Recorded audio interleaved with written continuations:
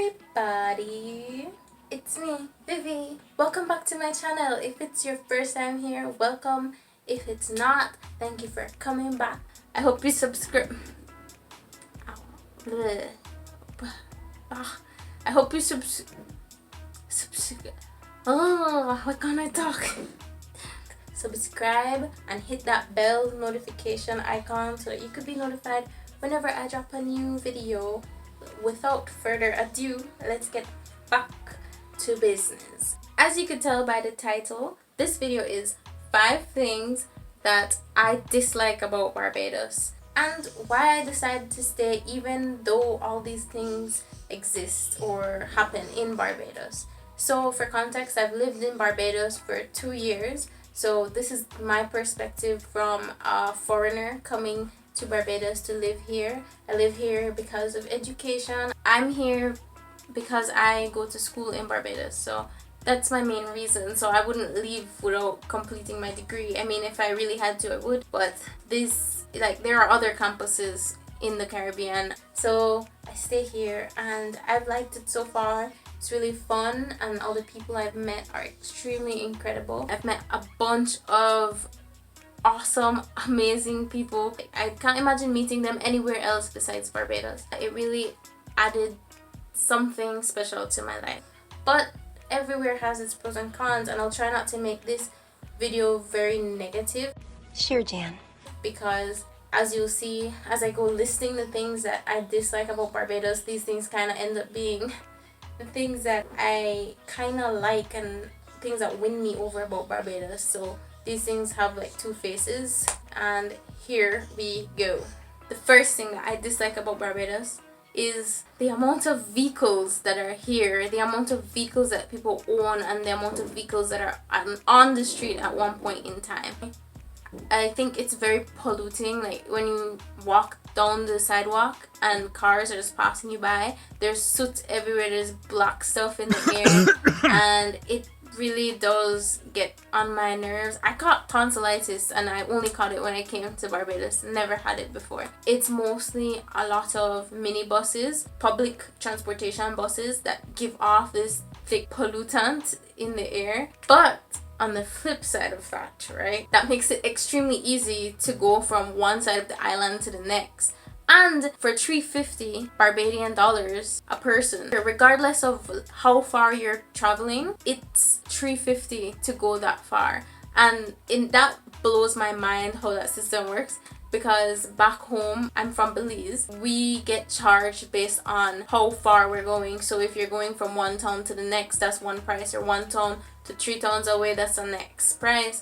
But here you could go like from the beginning to the last stop and it's $350. You could go halfway and it's $350. That's just extremely helpful, especially if you have a budget, to know how much each trip to and from a market or a shop or a grocery store will be. Okay, so on the topic of public transportation, let's go to number 2, the ZRs. This is something that is exclusive to Barbados. I think they call their little mini buses for public transportation ZRs, like ZR, and it took me a while to figure that out. That's the letters that are on the license plate of the car, and they have specific routes, so they won't go the same route as the large buses. But I dislike some parts about these ZRs, right? First of all, they always overpack the ZRs, and I get the hustle, right? Like, yes, you get paid by commission, sure, make your money, but it's just really irritating when it's super hot and everybody's so sweaty, the bus is packed to the brim, you're on top of people, like half on top of people, somebody's leg is already kind of half on top of your leg, and then the bus driver will stop and be like, small up, make more space for 3 more people. Like, before the pandemic, that was a big issue. Yeah, I survived, but it's just one of those things that I'd rather live without. On the pro side, you get to places really quickly. A drive to town is cheap, first of all, because it's still $350, and it's really quick because the more packed the bus is, I guess the bus driver thinks like, okay, I gotta release these people sooner, which is really nice. Another pro is that the ZRs, they usually, and other buses, they play like really loud music, and if you're in a good mood, like, yeah, it hypes you up and it's really fun. But if you're having a headache, that's not the best thing. You want to be sitting in where there's music all around and hot people everywhere. Yeah. But also, one of the negatives with the ZR is that, yeah, the music's nice and the horn is fun. It has La Cucaracha song, which is that's the horn of the ZRs. And let me tell you, it's so funny to hear it, and it's nice to be sitting in a car with like really good hype music. But when you're sleeping in your bed and you could hear each and every single ZR passing, going, that kind of gets on my nerves. But a small price to pay for easy transportation around the country. Another thing that bothers me about ZRs is the recklessness of the driving. Like, on one hand, it's like a really fun experience because it's a roller coaster ride, but in a safety of a ZR. However, I've been on ZRs 3 times now where we almost collided with another car, and I could have broken my nose if I didn't like hold myself backwards to like not hit on the seat in front of me. So that was scary. Anyways, look, I have a little baby head. It's a little bonbon with a baby head on it. Isn't it cute? Big flex. The third thing about Barbados, and I'll try not to get too heated about this one because it's something I'm very passionate about, and I know a lot of other Caribbean foreigners coming to Barbados are passionate about this topic. The food. It's not that I don't like Asian food, and I'm not saying that it's not as good as Belizean food, but hey, Belizean food, chef's kiss, it's amazing. If you haven't tried Belizean food, get to Belize and try some Belizean food, or get a Belizean friend and have them cook Belizean food. Make sure your Belizean friend could cook Belizean food though. So Bajan food, I've heard, is really good. I wouldn't know this because my problem, something that I dislike about Barbados, is their lack of Bajan owned family restaurants or like local restaurants. It's so hard to taste Bajan cultural food, at least in my experience. I'm not one of those tourists or those foreigners who go to another country and just want to eat McDonald's or Burger King and things like that. If I go to Mexico, I want to eat Mexican food. If I go to Guatemala, give me Guatemalan food. I came to Barbados and I was like so excited to experience the culture through the food because everybody loves food. I love food. Oh my god. I was sadly kind of disappointed that there aren't little restaurants in the corner of every street that sell Bajan food. I've tasted one Bajan dish. I cannot name it because I can't remember the name, but it came in banana leaf and it was kind of sweet. Comment down below if you know what I'm talking about. It was really good, but I didn't buy it. It was given to me by a friend who's Bajan, and that's the first and last time I actually tasted what, according to my friend, was real Bajan food. The closest I've come, sadly, to Bajan food like made in Barbados and is like a traditional dish of Barbados is cafeteria food from my university. Based on the fact that I had Spanish chicken from this cafeteria that was literally just stewed chicken, but they added parsley in it. I don't feel like their representation of Bajan food is a fair representation of Bajan food, and I'd love to taste real Bajan food. And seeing as how tourism is a big part of Barbados's economy, I'd really like for more Bajans to come out and start their own restaurants, their own family restaurants, and not just those tourist restaurants that they have like, oh, I did taste mahi mahi at the fish market, but it's really hard to get that. But anyways, I'd really like to see Bajan owners come out with restaurants that sell their cultural food. Because another thing that is I dislike about Barbados with regards to food is they have so many fast food chains. Like everywhere I turn, fast food chains. Burger King, Chefette. If you don't know what Chefette is, it's a fast food chain owned exclusively in Barbados, so I don't think you could find it anywhere else. They also have KFC and Subway, and these things are everywhere, right? That's very unhealthy. I'd like for there to be more fast food healthy options. Of course, Subway is like one of the most healthiest of those, so that's nice. But that's actually something I really like about Barbados. Back home, we don't have fast food chains, and here they do, and I really enjoy just like, you know, every once in a while going to KFC or Chefette or Subway and getting a quick meal. It's very affordable for my budget. Also, I just like the idea of walking through a drive-through. So the fast food chains is something I think is unhealthy, but the guilty pleasure side of me just knows that I like the fast food here in Barbados.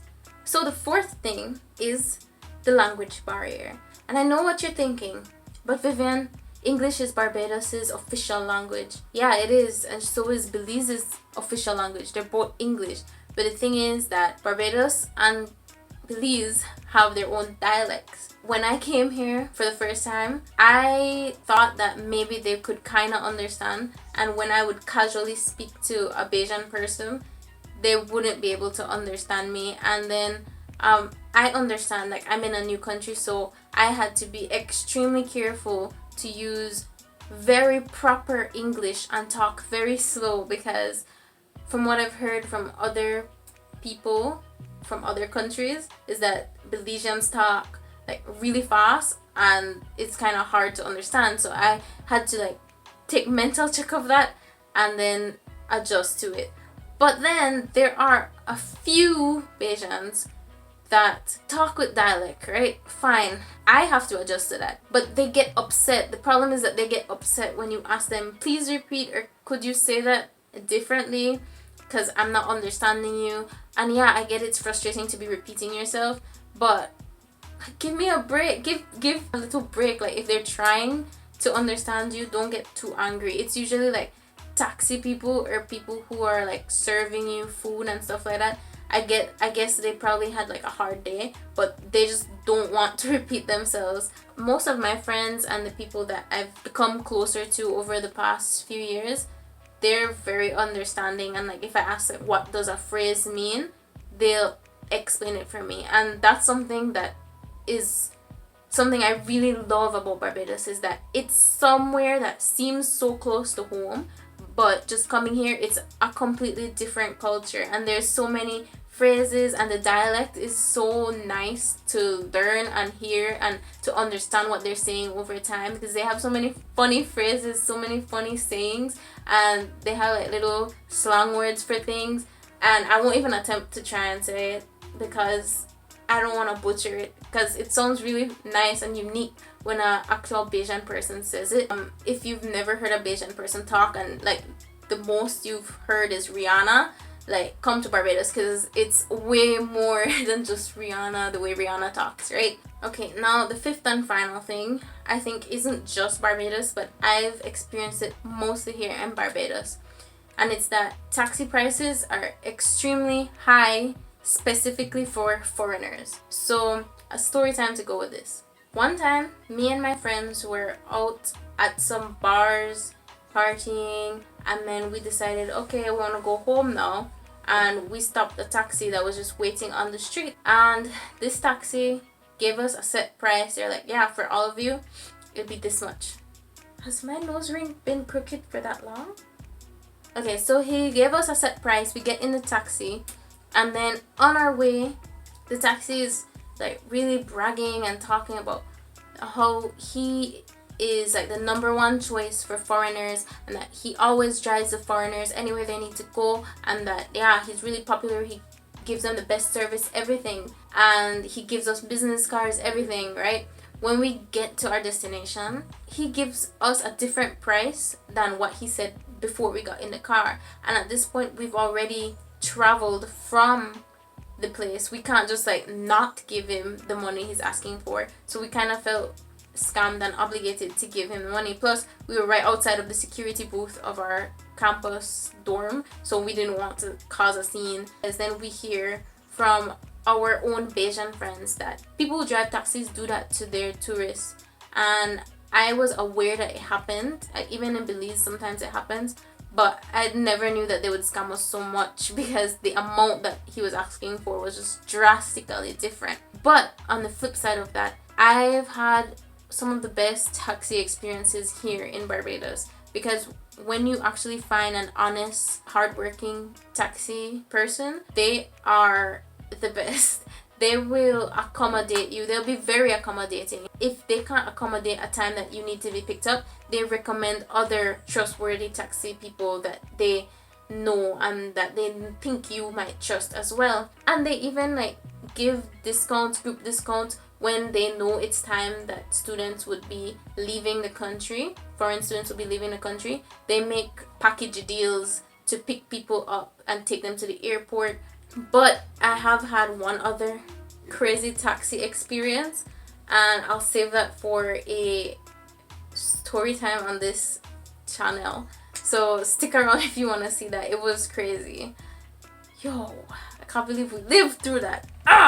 Anyways, yeah. So 5 things that I dislike about Barbados, but why I stay anyways, because the good really outweighs the bad. I have an affordable education opportunity here, career opportunities here, and every bad thing has a silver lining. I hope you guys found this video entertaining or informative even, and I hope this encouraged you to come to Barbados actually, or any other Caribbean country. It's always fun, even when you have bad experience, to see the silver lining in everything.